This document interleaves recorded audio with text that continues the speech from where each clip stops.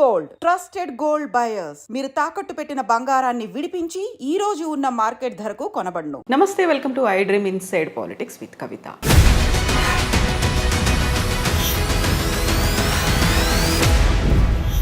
అక్రమంగా అమెరికాలో చొరబడ్డటువంటి వలసవాదుల్ని చేతులకి కాళ్ళకి సంకెళ్ళు వేసి మిలిటరీ విమానంలో పంపించేస్తోంది అమెరికా. అందులోనూ మన భారతీయులు కూడా ఉన్నారు. అయితే దీనిపై విపరీతమైనటువంటి విమర్శలు, వివాదాలు మొదలైపోయాయి. ఈ నేపథ్యంలోనే ప్రధానమంత్రి నరేంద్ర మోదీ 12-13 తారీఖుల్లో అమెరికాలో పర్యటించబోతున్నారు. పరిస్థితుల్లో ఏమైనా మార్పు వస్తుందా? ఏం జరగబోతోంది? మనతో పాటుగా ఉన్నారు డాక్టర్ జయప్రకాష్ నారాయణ గారు. సార్ నమస్తే. నమస్తే కవిత. సార్, గతంలోనే మనం మాట్లాడుకున్నాం, ట్రంప్కి ఒక సిద్ధాంతం అనేది లేదు, తను ఏది పట్టుబడితే అది చేసేస్తారు అనేది. నిజంగా ఇంతమంది వలసదారులు వచ్చారు, అందులోనూ మెక్సికో, ఎల్ సాల్వడార్ తర్వాత భారతీయులు అత్యధికంగా ఉన్నారు అనుకున్నప్పుడు వాళ్ళని కూడా పంపించడం అనేది కొంచెమన్నా వాళ్ళని ఒక మర్యాదపూర్వకంగా గౌరవంగా చూడలేదు. ఎందుకు కాళ్ళకి చేతులకు బేడీలు వేసి ఎందుకు పంపిస్తున్నారు అనే మాట సార్ ఎలా చూస్తున్నారు మీరు? మన కోణ నుంచి చూస్తే పాపం ఏదో బతుకు తెరువు కోసం పోయారు, వాళ్ళని పంపించేటప్పుడు ఇంత అవమానించి పంపించాలని మనకు అనిపిస్తుంది. సహజం, అది సహజంగా దేశంలో కొంత ఆవేదన ఉంటుంది. కానీ ఇంకో కోణం నుంచి చూడండి మీరు, అక్రమంగా వెళ్ళిన వాళ్ళు అంటే నేరస్తులు, ఏదో అన్ని వేసాలుండి అక్కడ చిన్న చిన్న పొరపాటు జరిగిన వాళ్ళు కాదు. లక్షల రూపాయలు ఈ మాఫియాకి, ఏది అక్కడ ట్రాఫికింగ్ దళారులకి ఇచ్చి వెళ్ళిన వాళ్ళు, నిరుపేదలు కూడా కాదు. 30-40 లక్షల రూపాయలు ఎవరు ఖర్చు పెట్టగలరు? అది ఒకటి. రెండోది, మన విమానాల్లో వాళ్ళని తీసుకొస్తే మన దేశానికి పద్ధతి వేరు. వాళ్ళ విమానాల్లో వాళ్ళు పంపిస్తున్నారు, ఎవరు ఒకళ్ళని కాదు. ఆ ప్లేన్లో ఉన్న వాళ్ళంతా ఇలా వచ్చిన వాళ్ళే. వాళ్ళు చాలా డెస్పరేట్ అయిపోయారు అనుకోండి. డెస్పరేషన్తో వెళ్ళింది అక్కడికి. విమానాన్ని మధ్యలో హైజాక్ చేశారనుకోండి, వీళ్ళందరూ ప్రయాణికులు అందరూ కలిసిపోయి హైజాక్ చేసేదో దాష్టికానికి పాల్పడారు అనుకోండి, అప్పుడు ఏమవుతుంది? వాళ్ళని అడిగితే వాళ్ళు ఆ మాట చెప్తారు. ఎందుకంటే మొత్తం విమానంలో కొన్ని సినిమాల్లో మీరు చూసుంటారు, నేరస్తుల్ని జైళ్ళకి వెళ్ళిన వాళ్ళని విమానాల్లో తరలిస్తుంటే వాళ్ళంతా హైజాక్ చేయటం అలాంటి సినిమాలు నాటకీయంగా అనిపించవచ్చు. కానీ విమానంలో ప్రయాణికులు అందరూ కూడా నేరస్తులైనప్పుడు, వాళ్ళ దృష్టిలో చాలా ఫ్రస్ట్రేషన్లో, చాలా డెస్పరేట్గా ఉన్నప్పుడు వాళ్ళందరూ కలిసి అది విమానంలో వెళ్తున్నారు, రైల్లో వెళ్ళట్లా, బస్సులో వెళ్ళట్లా.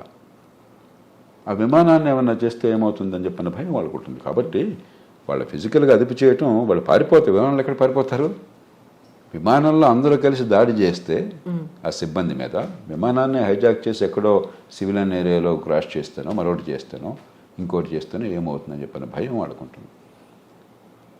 అంచేత నా దృష్టిలో పరిష్కారం దానికి ఏంటంటే, ఈ చిన్న అంశానికి, నిజమైన అంశం ఇది కాదు. నిజమైన అంశం అక్రమంగా వెళ్ళే వాళ్ళని ఆపించాలి. మనం కూడా మన ప్రయోజనాల దృష్ట్యా. సక్రమంగా వెళ్ళే వాళ్ళకి నైపుణ్యంతో డాక్యుమెంట్స్ వెళ్ళే వాళ్ళకి ఇబ్బందులు లేకుండా ఉండేట్టుగా మనం వాళ్ళతో కూర్చొని ఏర్పాటు చేసుకోవాలి. అది నిజమైన అంశం.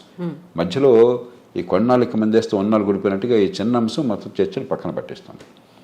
కానీ దీనికి నా దృష్టిలో పరిష్కారం, మీరు మీ విమానాల్లో గౌరవంగా మాకు దగ్గర తీసుకోండి అని చెప్పంటే దొరకదు. ఈ ప్రశ్న సమాధానం మన దగ్గర లేదు. మనం హామీ ఇవ్వగలమా? విమానంలో కూర్చునే వాళ్ళంతా కూడా ఏ రకంగా లేకుండా చాలా మర్యాదగా ఉంటారని. మామూలుగానే విమానంలో ప్రయాణం చేస్తుంటే ఎయిర్ హోస్టెస్ మరొకకుండా చాలా అవమానిస్తుంటారు, అరుస్తుంటారు మన కల్చర్లో. అలాంటి కొన్ని సంఘటనలు చూస్తుంటాం.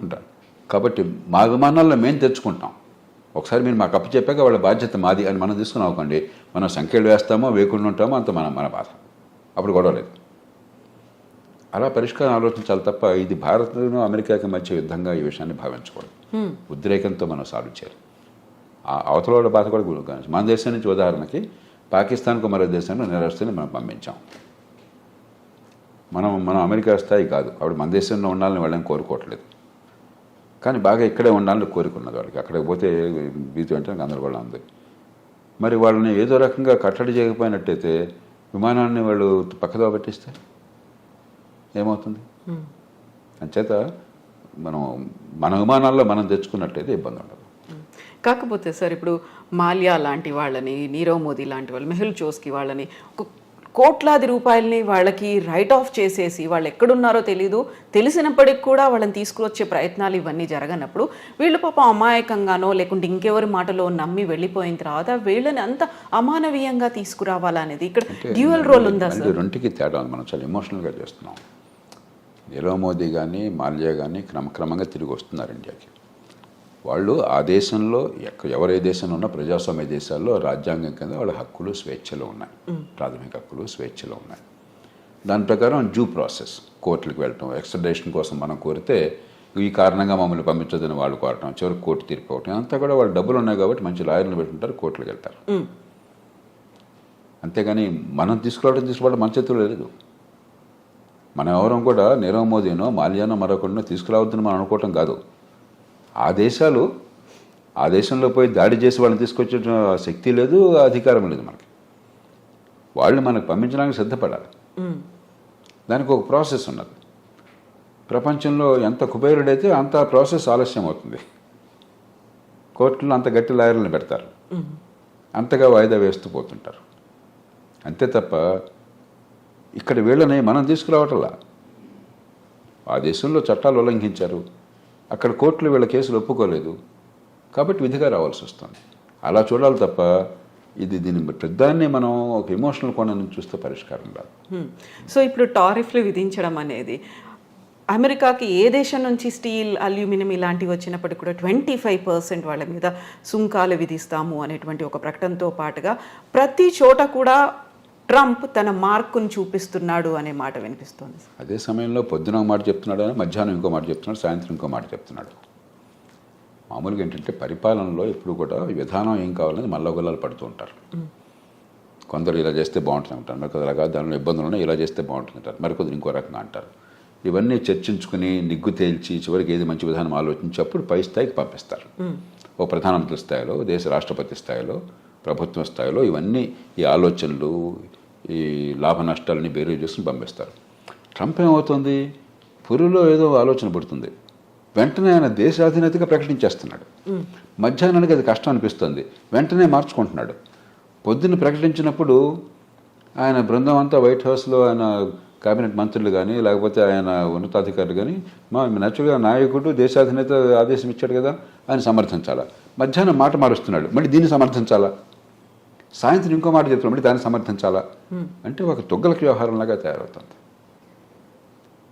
ట్రంప్ కూడా నిలకడగా, ఎందుకంటే నిలకడగా కొన్ని విషయాల్లో నిలకడగా అనిపించవచ్చు. ఇమిగ్రెంట్స్ ఉండటానికి వెళ్ళలేదు, అక్రమంగా వచ్చినటువంటి ఇమిగ్రెంట్స్ ఉండటానికి వెళ్ళలేదు, అక్కడ కన్సిస్టెంట్గా ఉన్నాడు. మంచి చెడు పక్కన పెట్టండి. అలాగే మరికొన్ని విషయాలు, కానీ కొన్ని విషయాల్లో పొద్దున మధ్యాహ్నం సాయంత్రం ఒక్కసారి ప్రభుత్వం మాట 2-3 సార్లు మారిపోతుంది.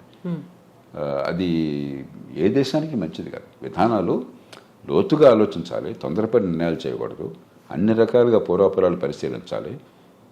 వినదగిన ఎవరు చెప్పినా అని చెప్పని మీరు ఏదనుకుంటున్నా దానికి వ్యతిరేకంగా చెప్పేవాళ్ళ మాట కూడా ఆలోచించి నిర్ణయం తీసుకోవాలి. తీసుకున్నాక నిలకడగా ఉండాలి. ఇప్పుడు ఆలోచించకుండా తొందరపడి నిర్ణయాలు, నిలకడ లేకుండా వెనక్కి వెళ్ళటం జరుగుతుంది. ఇప్పుడు జన్మతః పౌరసత్వం రద్దుకు సంబంధించి చేసినటువంటి అనౌన్స్మెంట్ అది ఏ దిశలో ముందుకెళ్తుంది అనుకుంటున్నారు సార్? అది జరగదు. ఆ దేశంలో కోర్టులు అంగీకరించవు, ఆ దేశంలో రాజ్యాంగం ఒప్పుకోదు. రాజ్యాంగాన్ని మార్చడం ఎవరి తరమో కాదు. అయితే ఒక్కటే అవకాశం ఉన్నది, ఇది సుప్రీంకోర్టు దాకా వెళుతుంది. బహుశా వెళితే సుప్రీంకోర్టు తీసుకోవాలనేది. మన దేశంలాగా ప్రతి కేసు సుప్రీంకోర్టు తీసుకోవద్దు. అక్కడ కింద కోర్టులో దీన్ని ఆపేశారనుకోండి, సుప్రీంకోర్టు తీసుకోకపోవచ్చు అసలు. మన దేశంలో ప్రతి చెత్త చెదారం ప్రతి కేసు వెళ్ళిపోతుంది సుప్రీంకోర్టుకి. అక్కడ అట్లా ఉండదు. ఏడాదికి 100 కేసులు చూస్తారంతే. వాళ్ళు ముఖ్యం అనుకున్నాయి, మిగతావన్నీ అప్లికేషన్ పెట్టి మాత్రం కోర్టుకు తీసుకురావాలి. ఊరికే డాకెట్ షీట్ నిండిపోతుంది, కోర్టుకు వేరే పని ఉండదు. ఒకవేళ తీసుకుంటే సుప్రీంకోర్టు తిరస్కరిస్తుంది. కానీ బహుశా ఏది ఆమోదించే అవకాశం ఉంది అంటే గట్టిగా ప్రభుత్వానికి వాదించే అవకాశం ఒకటి ఉన్నది. అక్రమంగా తల్లిదండ్రులు కనుక ఆ దేశానికి చొరబడ్డట్టయితే, ఏ రకమైన డాక్యుమెంట్ వేసా లేకుండా అలా చొరబడ్డాక ఈ దేశంలో బిడ్డలను కన్నట్టయితే వాళ్ళకి పౌరసత్వం రాజ్యాంగంలో పదజాలం ప్రకారం వాళ్ళకు కూడా ఉంటుంది, ఆ దేశంలో పుట్టారు కాబట్టి. కానీ రెండో పార్టీ పదజాలం మళ్ళీ కొంచెం సందిగ్ధంగా ఉంది. కాబట్టి దేశంలోకి రావడమే అక్రమంగా ఉన్నారు కాబట్టి అక్రమంగా వచ్చిన వాళ్ళకు, అక్రమంగా ఉన్న కాలంలో పుట్టితే వాళ్ళకి లేదని చెప్పి బహుశా కోర్టు ఒప్పుకోవచ్చు, మనకు తెలియదు. కాబట్టి భారతీయులకి ఇప్పుడు ఈ రకంగా అక్రమంగా వెళ్ళిన వాళ్ళకి ఇబ్బంది అవుతుంది. కానీ 195 మంది భారతీయులు ఈ దేశం నుంచి అమెరికా పోయేది చదువుకున్న వాళ్ళు, నైపుణ్యం ఉన్నవాళ్ళు, ఆ దేశంలోనే ఉన్నత విద్యను పొందిన వాళ్ళు చాలామంది, నైపుణ్యం వల్ల చాలా పూర్తిగా పద్ధతి ప్రకారం వీసా పొందిన వాళ్ళు. వాళ్ళకి ఎలాంటి ఇబ్బంది ఉండదు. మన ఊరికి అనవసరంగా కంగారు పడిపోయి ఏదో కొంపనిపోతే అనుకోవడం తప్ప నాకు 100కి వాళ్ళు ఏమాత్రం అనుమానం లేదు. కానీ అక్రమంగా చొరబడిన తల్లిదండ్రులకు పుట్టిన సంతానమైనట్లయితే సుప్రీంకోర్టు బహుశా వేరే స్టాండ్ తీసుకోవచ్చు. సార్ మీరు ఇప్పుడు 95% ప్రాపర్ మెథడ్లో వెళుతున్నారు అనుకున్నప్పుడు మిగతా 5%ని విమానాల్లో ఆ దేశాలకు పంపిస్తుంది. మన భారతదేశం వాళ్ళని ఎలా ట్రీట్ చేయాలి, ఏం చేయాలంటారు? అవగాహన కల్పించాలా మళ్ళీ? అవకాశం ఇప్పుడు అమ్మ ఈ దేశంలో 145 కోట్ల జనాభా ఉంది. 54 కోట్ల మంది పనిచేసేవాళ్ళు ఉన్నారు. దానిలో అత్యధికులు అసంఘటిత రంగం, రెక్కాడితే డొక్కాడిన వాళ్ళు, రేపు పొద్దున భోజనం ఎక్కడ దొరుకుతుంది తెలియని వాళ్ళు. కాబట్టి మన దేశంలో వాళ్ళేదో అక్రమ ఖర్చు పెట్టి అమెరికా వెళ్ళారు కాబట్టి వాళ్ళని ప్రత్యేకంగా నెత్తినెక్కించుకోవడం సాధ్యం కాదు. అందరి పౌరులతో సమానం.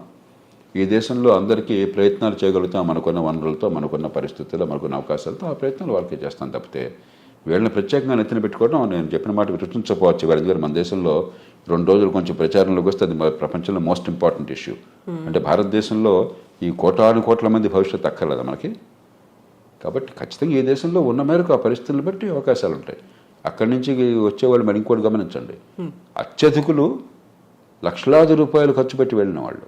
కాబట్టి వాళ్ళు కొంత సొంతంగా బతకగల వాళ్ళు, బతకలేని వాళ్ళు కాదు. అందులో మనం చర్చ చేసినప్పుడు కూడా పత్రికల్లో కానీ టీవీల్లో కానీ ఇదేది మిడిల్ ఈస్ట్ అనుకోండి, అక్కడికి వెళ్ళిన వాళ్ళు అత్యధికులు, కొందరు బాగా నైపుణ్యం ఉన్నవాళ్ళే, మిగతా వాళ్ళు పాపం కాయ కష్టం చేయడం కోసం వెళ్ళిన వాళ్ళు. అది ఇది ఒకటి కాదు. అంచేత మనం ఖచ్చితంగా సానుభూతి చూపెట్టాలి. అంతేగాని మిగతా అన్నీ వదిలేసి వీళ్ళ కోసం ప్రత్యేకంగా ప్రభుత్వాలు చేయమంటే మిగతా ప్రజలంతా ఏంటి? ఈ దేశంలో ఒక పేద దేశం, కోట్ల మంది అసంఘటిత రంగంలో ఉన్నారు. 185-90 మంది నెల జీతం లేనటువంటి కష్టపడి పనిచేస్తున్న వాళ్ళు, రెక్కాడి దగ్గర డొక్కాడిన వాళ్ళు. అందరి సంగతి పట్టించుకోవాలి ప్రభుత్వం. అందరితో పాటు తప్ప అందరికంటే ఎక్కువగా నెత్తిన పెట్టుకోవడం సాధ్యమో కాదు, అవసరమో లేదు. సో ఇప్పుడు మోదీ విజిట్ అనేది ఉంది సార్, రెండోసారి మా రాష్ట్రపతి అయిన తర్వాత వెరీ ఫస్ట్ టైం మీట్ అనేది ఉంది. ఏం జరుగుతుంది సార్? ఏమేమి ఎక్స్పెక్ట్ చేయొచ్చు మనం? ఇప్పుడు 3 విషయాలు. ఒకటి, ఇవన్నీ పక్కన పెడితే పార్టీ ఏదన్నా ఒకటి అమెరికాలో భారత్కి అమెరికాకి చాలా విషయాల్లో ఏకాభిప్రాయం ఉన్నది, ఉమ్మడి ప్రయోజనాలు ఉన్నాయి. అందుకనే వ్యూహాత్మకమైన ఒప్పందం, స్ట్రాటజిక్ అలయన్స్ అంటున్నాం. ఎందుకంటే చైనా ఒక పెద్ద భూతంలా కనిపిస్తుంది, వాళ్ళకి భూతం మనకి భూతం, వివిధ కారణాల వల్ల. ఆ నేపథ్యంలో దాన్ని మరింత సంఘటితం చేయడం, బలోపేతం చేయడం. రెండోది, ఇవన్నీ ఒక రకంగా చిన్న చిన్న సమస్యలు, పెద్ద సమస్యలు కాదు. మనకేదో పేపర్లో హెడ్లైన్ వచ్చింది కాబట్టి అనిపిస్తుంది, కానీ ఒక 10,000 మంది 20,000 మంది అక్రమంగా చొరపడిన వాళ్ళని తిరిగి పంపించడం అనేది లార్జర్ కాంటెక్స్ట్లో చాలా చిన్న సమస్య. అమెరికాలో బహుశా 50 లక్షల మంది భారతీయులు ఉన్నారు. 10,000 మంది 15,000 మంది లక్ష ఏంటి అసలు? వాళ్ళంతా అధికారికంగా చట్టబద్ధంగా దేశాలతో వెళ్ళిన వాళ్ళు. కానీ ఇలాంటి చిన్న చిన్న ఉంటాయి. ఇవన్నీ కూడా పరిష్కారం ఉభయతారకంగా కొంత ప్రయత్నం చేయడం. కానీ కీలకమైనది ఏంటంటే వాణిజ్యం, అంతర్జాతీయ వాణిజ్యం. భారతదేశానికి అమెరికాతో మిగులు ఉన్నది, కానీ పెద్ద మిగులు లేదు. పెద్ద మిగులు ఉన్నది అమెరికాకి కెనడాతో ఉన్నది, అంతకంటే ఎక్కువ మెక్సికోతో ఉన్నది, చైనాతో, మెక్సికోతో, కెనడాతో ఉన్నది. వియట్నాంతో దాదాపు $62 బిలియన్ మిగులు ఉన్నది. చిన్న దేశం, గోచిపాత దేశం. మంది 60 బిలియన్ డాలర్లు, మంది $30 బిలియన్ అంతా మిగులుంది మనకి, భారత్కి. అమెరికా ఒక్కటే పెద్ద దేశం, మనకి అసలు మిగులు ఉన్నది. తగ్గించాలని ఒత్తిడి ఉంటుంది. అందుకనే మన బడ్జెట్ కూడా కొంత మనం దిగుమతి సుంకాలు తగ్గించే ప్రయత్నం చేశాం. ఉభయతారకంగా ఆయన మనసును గుర్తిరిగి కాస్త ఆయన్ని ప్రసన్నం చేసుకోవటం, అదే మన ప్రయోజనాలను కాపాడుకోవటం. మనం నష్టపోకూడదు. అవతల వాళ్ళకి మీరు అంత భీష్మించి కూర్చున్నప్పుడు వాళ్ళకి ఏదో కొన్ని చూపెట్టాలి. కాబట్టి వాణిజ్యం విషయంలో ఏం చేయాలి? ఈ 3 ప్రధానమైన అంశాలు అవుతాయి చర్చలో. సో మన దగ్గర నుంచి వస్తున్నటువంటి దిగుమతుల మీద కూడా విపరీతమైనటువంటి సుంకం పెట్టబోతున్నారు, టారిఫ్లు విధిస్తారు అనే మాట అంత ఎక్కువ ఉంటుంది. వీళ్ళకి మనకి ఏంటంటే ఇదిగో పుల్లాడి దిగుతో అంటున్నాం మనం. మెక్సికో నుండి కెనడా మీద సుంకాలు పెడతా ఉన్నారు, మళ్ళీ వెంటనే మధ్యాహ్నానికి మార్చేశారు, సాయంత్రం ఇంకోటి అన్నారు. మన మీద కూడా ఇవన్నీ ఏంటంటే నెగోషియేటింగ్ టాక్టిక్. ఒక ప్రభుత్వాధినేత నెగోషియేటింగ్ టాక్టిక్స్, మనకి సంప్రదింపుల్లో మాట్లాడేటువంటి వాటిని అనాలోచితంగానో లేకపోతే తాత్కాలికంగానో విధానంగా అంత ఆర్భాటం చేసి ప్రకటించకూడదు. ట్రంప్ స్టైల్ అది, ఆయన తీరేది. మనం ఏం చేస్తాం? ఆయన తీరు మార్చలేం కదా. పుట్టుకతో వచ్చిన బుద్ధి పుట్టుకలతో పోదని చెప్పిన మన చేతుల్లో ఏం లేదు. అంచేత మన మీద కొంత ఒత్తిడి మన మీద ఉంటుంది, కానీ భయంకరంగా ఏముండదు. మనం కూడా కొంచెం ఉభయతారకంగా వ్యవహరించినట్టయితే, మన ప్రయోజనాన్ని కాపాడుకుంటూ ఒడుకు వ్యవహరించినట్టయితే మనకి పెద్దగా నష్టం ఉండదు. సో ఫస్ట్ 100 డేసే కీలకమైనప్పుడు మీరు చెప్పినట్టుగా ఇన్ని కన్ఫ్యూజింగ్ నిర్ణయాలు పూటకొకటి మారుతూ ఉన్నప్పుడు వాట్ అబౌట్ మిగతా టెన్యూర్ అనేది ఎలా ఉంటుంది అనుకోవచ్చు సార్?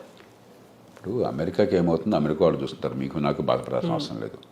ప్రపంచానికి ఏమవుతుందని ఆలోచించాలి. ఏమవుతుందంటే అమెరికా తిరుగులేని నాయకత్వం ఉన్న దేశం, ఆర్థికంగా కానీ సైనిక పరంగా కానీ ప్రపంచంలో కాస్త ఏమనాలి, ఒక కోఆర్డినేషన్, కొన్ని మౌలిక సూత్రాలు, కొన్ని మౌలికమైనటువంటి పద్ధతులు, అంతర్జాతీయ వాణిజ్యం కావచ్చు, మరొకటి కావచ్చు, ఇలాంటి విషయాల్లో అమెరికా ఒక పెద్ద పాత్ర వహిస్తోంది. అమెరికా ఆదర్శంగా ఉంటుంది. అది క్రమేణా పలచబడుతుంది ఇది కొనసాగితే. రెండోది, నిలకడలేని విధానాలు, పురుల్లో బుద్ధి పుట్టినట్టు ఏది పడితే అది తుక్కలకు విధానాలు కనిపిస్తుంటే మళ్ళీ అంతర్జాతీయ సమాజంలో అమెరికా నాయకత్వం తగ్గి చైనా గొప్ప దేశంగా అనిపిస్తుంది. వాళ్ళతో పోలిస్తే వీళ్ళు ఉన్నారు, కాస్త పద్ధతి ఉంది, నిలకడ ఉందని చెప్పని. కాబట్టి ట్రంప్ కానీ ఆయన బృందం కానీ కొద్దిగా ఉభయతారకంగా వ్యవహరించకపోయినట్టయితే అమెరికా బలహీనపడి, అమెరికా నాయకత్వం బలహీనపడి చైనా నాయకత్వం పెరిగే అవకాశం ఉంది. భారతదేశానికి ఏనాడైనా సరే ఈ రెంటి మధ్య అమెరికా మేలు మనకి మనం ఉన్న పరిస్థితుల్లో. కాబట్టి అది కొంచెం దీర్ఘకాలికంగా మనకు కొంత ఇబ్బంది ఉన్నది. కానీ ఇక అమెరికా అది కోరుకుంటే మనం ఏం చేయగలం, చూద్దాం ఏమవుతుంది. సో అప్పుడు మన దౌత్య వ్యవహారాలు కానీ మనం చేసేటువంటి ప్రయత్నాలు కానీ ఏమన్నా మార్పు తెచ్చే అవకాశం ఉందంట. అందుకనే ఇప్పుడు మనం చాలా జాగ్రత్తగా వ్యవహరిస్తున్నాం. పార్టీ ఏదైనా కూడా ఢిల్లీలో అధికారంలో ఉన్న పార్టీ అమెరికాతో మైత్రి సంబంధాలు మనకు తగ్గటం లేదు. అక్కడ ఏ పార్టీ ఉన్నా, మన దేశంలో ఏ పార్టీ ఉన్నా కూడా యూరప్తో సంబంధాలు మనం తగ్గించుకోవటం లేదు. చైనానే మనం శత్రువుగా తీసుకోవటం లేదు. సరిహద్దుల దగ్గర ఏమన్నా దాడి చేస్తే వాడు గట్టిగా తిప్పుతారు, ఎదురు తిప్పుతున్నాం తప్పితే చైనాని శత్రువు చూడలేదు. మనం చాలా సమావేశాల్లో చైనాతో కలిసి పనిచేస్తున్నాం. ఇదే సరే. అలాగే రష్యా ఎన్ని ఇబ్బందులు పెడుతున్నా కూడా యుక్రెయిన్ని, మన రష్యాతో వైరం పెట్టుకోవట్లా, ఇరాన్తో వైరం పెట్టుకోవట్లా. ఇది సరైన పద్ధతి. మన ప్రయోజనాలు మనకు ముఖ్యం తప్ప అమెరికా ఏం కోరింది, యూరోప్ ఏం కోరిందో మనకు ముఖ్యం కాదు. వాళ్ళకి నొప్పించకుండా, మనకి తానవ్వక నొప్పింపక మన ప్రయోజనాలను కాపాడుకోవాలి. నా దృష్టిలో మన ప్రభుత్వాలు చిత్తశుద్ధితో ఆ ప్రయత్నాలను చేస్తున్నాయి. అవి కొనసాగించాలి.